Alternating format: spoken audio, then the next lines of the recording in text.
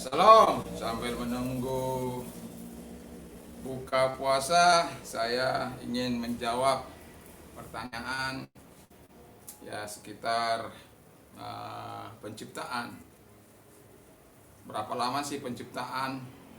Bagaimana sih urutannya? Ya, karena ada orang bilang, benarkah 2 hari, benarkah 4 hari, benarkah 7 hari, benarkah 8 hari? Nah, kalau kita sebagai orang percaya, kita mengikuti yang di luar sana, kita akan bingung. Kita punya Alkitab yang bisa menjawab semuanya itu. Dan jawaban Tuhan itu secara kronologis lagi, teratur ya. Dari penciptaan pertama sampai penciptaan ke-6 sampai hari ke-7. Jadi kalau dikatakan berapa harikah sebenarnya Allah menciptakan langit dan bumi? Itu pertanyaan. Dan bumi, dan bagaimana urutan penciptaannya itu sendiri. Jadi karena kadangkala urutan penciptaan yang di luar sana tidak sesuai dengan apa yang tertulis dalam Alkitab, dan Alkitab itu sungguh-sungguh sangat terperinci dalam hal penciptaan itu, sampai bagaimana yang terakhir manusia diciptakan supaya manusia itu menguasai semua apa yang dikatakan oleh Tuhan itu. Jadi kalau pertanyaan berapa harikah sebenarnya Allah menciptakan langit dan bumi, jawabannya itu 6 hari ya, tidak 2 hari, tidak 4 hari, tidak 8 hari, tapi 6 hari ya. Kalau hari ke-7 itu dia istirahat dan melihat apa yang diciptakannya itu menyenangkan. Jadi bagaimanakah urutan penciptaannya itu? Kok ada perbedaan? Jelas ya. Kalau di Alkitab kita bisa melihat dari Kejadian 1 ayat 1 sampai 31. Di situ penciptaan selama 6 hari itu ya. Jadi hari pertama dikatakan dia menciptakan itu light ya. Itu Kejadian 1 ayat yang ke 3 sampai ke 5. Be light, jadilah terang ya, karena pada waktu itu kan gelap gulita, roh Allah melayang-layang di udara di atas permukaan air katanya. Lalu makanya kita lihat bahwa akhirnya kita di hari pertama itu Tuhan menciptakan terang supaya bisa melihat. Nah, ya. Hari kedua penciptaan, the second day itu adalah be a firmament atau expand, and expand itu cakrawala dan air ya. Cakrawala dan air itu bisa kita lihat di dalam Kejadian 1 ayat 6 dan 8. Itu the second day ya. Jadi yang hari ketiga ya. Nah, ini saya mau buka ini ya. Ini ada apa ini? Buah ya. Ya, yang ketiga itu dikatakan bahwa hari ketiga penciptaan itu yang diciptakan adalah sea atau laut dan land, daratan. Jadi di mana daratan itu adalah tempat kering ya, tempat kering. Jadi juga di situ Tuhan ini sayur ya, sayur dan telur ya, puji Tuhan. Terima kasih Tuhan Yesus, makan enak ya. Ya, lalu kemudian saya katakan tadi vegetation itu tumbuh-tumbuhan, ada ya berjenis sayur-sayuran, seed bearing plants ya, jenis sayur-sayuran, pohon, dan jenis buah-buahan dengan segala jenisnya itu. Jadi itu di hari ke-3, Kejadian 1 9 sampai dengan 13. Jadi hari yang keempat penciptaan apa? Sun, moon, and star, matahari, bulan, dan bintang ya, yang dimana dikatakan over day and night untuk memimpin ya siang dan malam itu. Juga dia gunanya itu dikatakan oleh Alkitab untuk mengatur musim, ada musim dingin, musim panas, ya musim gugur, musim semi. Kalau di Indonesia ada musim panas, ada musim hujan dan lain sebagainya ya.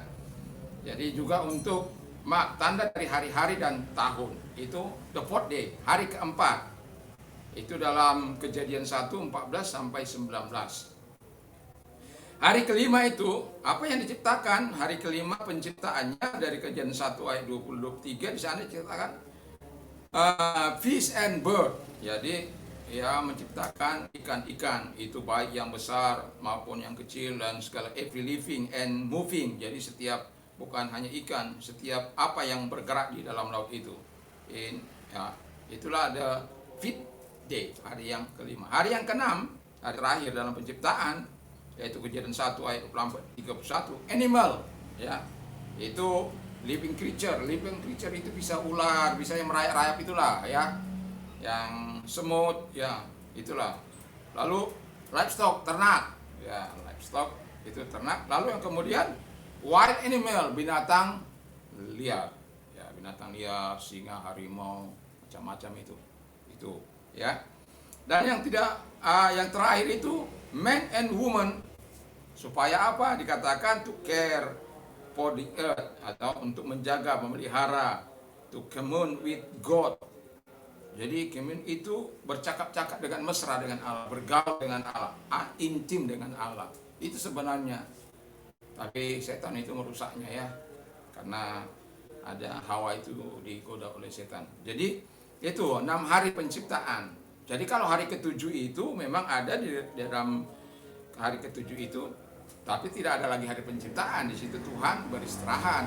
Kalau Anda baca di Kejadian 6, di Keluaran 20, Anda akan menemukan itu bahwa penciptaan selama 6 hari dan hari ketujuh dia menguduskannya.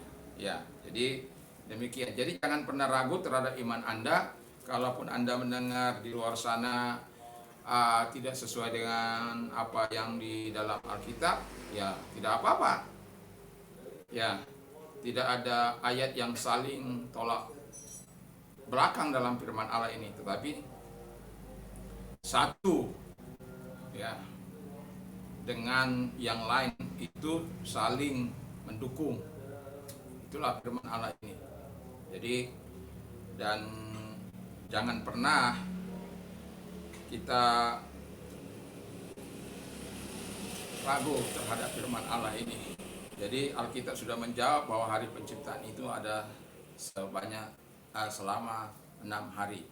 Jadi kalau Anda katakan Anda menghadapi orang-orang di luar sana mengatakan ada 4 hari, ada 6 hari, ada 8 hari, Anda tidak usah bingung. Ya, biarkan mereka yang bingung. Karena kita sudah punya pegangan, yaitu Alkitab yang betul-betul ya mempunyai fakta sejarah, ya sudah naskah-naskahnya sudah diteliti dan kemudian dituliskanlah dalam Alkitab kita ini.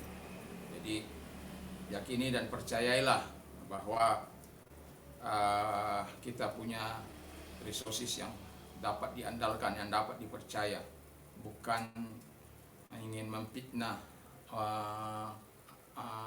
kitab-kitab lain, tidak. Bukan ingin menjatuhkan kitab-kitab lain, tidak. Tapi ini sumber yang kita miliki. Jadi ketika kita mendengarkan tidak sesuai dengan firman Allah, acuan kita apa? Ya Alkitab. Sehingga Anda tidak bingung. Anda tidak bingung dengan gaya penciptaan Allah mereka, ya.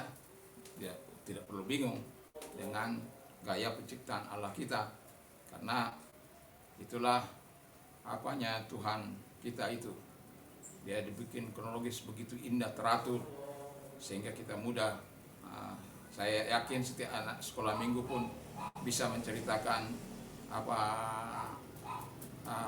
hari penciptaan itu dari 1 sampai 6 ya.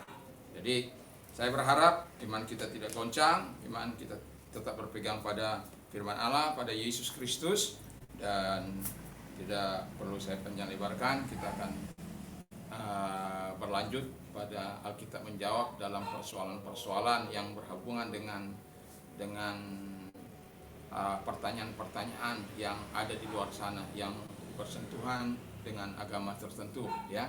Tapi saya akan menjawab sesuai dengan iman yang kita miliki, yaitu iman kepada Kristus. Karena saya katakan tidak peduli mau apa kata orang tentang Alkitabmu, selama engkau memiliki iman ke sini, ada landasannya, ada pegangannya, ada buktinya. Ini bukan cerita dongeng, ya. Di tempat ini tidak ada cerita dongeng. Ini fakta-fakta sejarah yang bisa diikuti, yang bisa diruntuti semua. Bayangkan 2930 tokoh. Jadi kau mau cari itu si Daud keturunannya dari mana, kamu temukan. Abraham kamu temukan. Yusuf kamu temukan, ya. Jadi semua silsilahnya ada. Nggak ada yang patah itu. Nggak ada yang terputus tiba-tiba, nggak ada itu. Nggak ada yang samar-samar di Alkitab ini. Semuanya tercatat. Ya. Nah, satu contoh, kalau Anda pernah dengar, ya, bahwa Yesus lahir di bawah pohon korma, Alkitab mengatakan ya di mana Yesus lahir? Ayo, di mana? Nah, benar. Di kandang domba. Jadi Anda benar, berarti Anda membaca Alkitab. Puji Tuhan. Tuhan Yesus memberkati. Saya ini mau berbuka ini, ya. Mau berbuka dengan saya? Mari. Ya, ini hari ke-31 saya berdoa dan berpuasa. Nah, puji Tuhan, ada telur, ada buah, mantap lah ini, ya. Jadi saya mau menikmati dulu sayur ini, ya. Aduh, mantap sekali ini. Tuhan Yesus memberkati.